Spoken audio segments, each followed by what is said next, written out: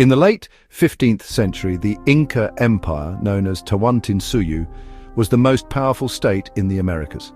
Spanning over 2 million square kilometers from modern-day Colombia to northern Argentina, it boasted a sophisticated road network, monumental stone architecture, and an army equipped with bronze weapons and slings. By the 1470s, under the reign of Emperor Tupac Yupanqui, the Incas sought to extend their dominion further south into the lands of what is now central Chile. There, they encountered the Mapuche people, a decentralized society whose fierce resistance would halt the Inca Empire's southern expansion. This is the story of the Mapuche's defiance, centered on the Battle of the Maule and its lasting impact on South American history. The Mapuche, whose name translates to people of the land in their Mapudungun language, were not a unified empire but a collection of autonomous communities spread across the fertile valleys and forested hills of modern-day Chile and western Argentina. Their society was organized into kinship-based groups called Lof, each led by a lonco, or chief, and supported by toquis, military leaders chosen for their strategic acumen during times of war. Unlike the Incas, who relied on a centralized bureaucracy and a divine monarchy, the Mapuche's decentralized structure allowed flexibility and resilience. Their economy was based on agriculture, cultivating crops like maize, potatoes and quinoa, supplemented by hunting and trade with neighboring groups. By the 1470s, the Inca Empire had already subdued much of the Andes, incorporating diverse cultures through diplomacy, tribute systems, or conquest. Their southern campaign, likely initiated between 1471 and 1493 during Tupac Yupanqui's reign, aimed to extend control beyond the Atacama Desert into the fertile regions south of the Maule River.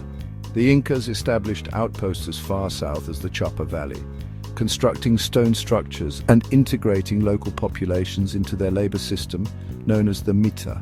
However, south of the Maule River, they faced the Mapuche, whose lands were marked by dense forests, swift rivers, and rugged terrain, natural barriers that would prove critical in the coming conflict. The clash between the Incas and the Mapuche, known as the Battle of the Maule, is documented in historical chronicles, including those of Inca Garcilaso de la Vega and Pedro Marino de Lobera, though these accounts were written decades later and reflect some bias.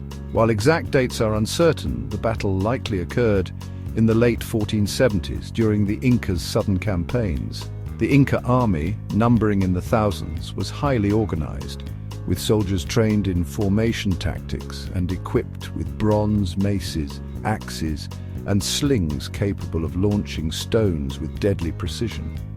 They expected to overwhelm the Mapuche as they had other Andean peoples, but the Mapuche were prepared.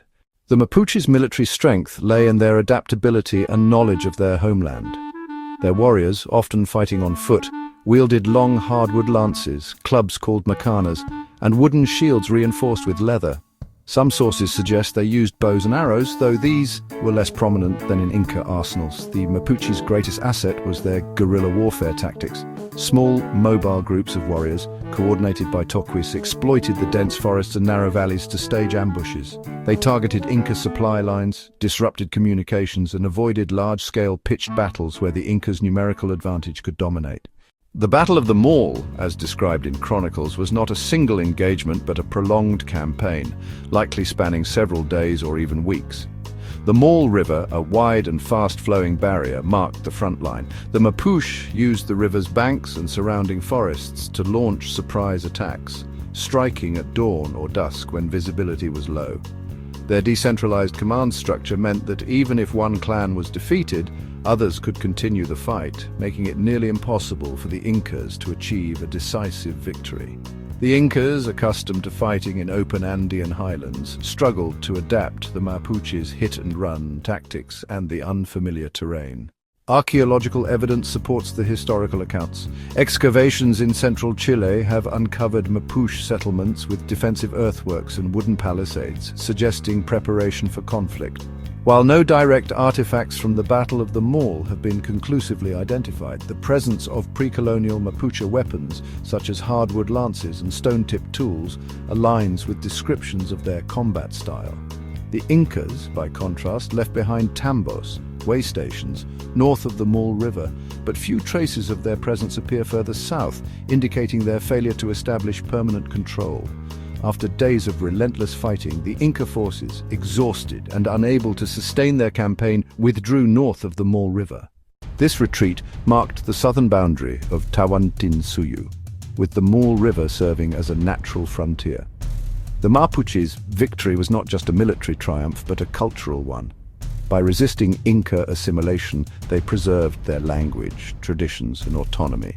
Their decentralized structure, which frustrated the Incas, would later prove equally effective against Spanish colonizers in the 16th century during the Arauco War, where Mapuche resistance persisted for over 3 centuries. The Mapuche's defiance at the Maule River challenges the notion that only centralized empires could wield significant power. Their success demonstrates how environmental knowledge, tactical innovation, and social cohesion could overcome a larger, more structured adversary. The battle also had lasting geopolitical consequences. By halting Inca expansion, the Mapuche ensured that southern Chile and Argentina remained a distinct cultural region, free from the Inca tribute system and administrative control. Today, the Mapuche remain a vibrant indigenous group, with over 1.5 million people in Chile and Argentina identifying as Mapuche.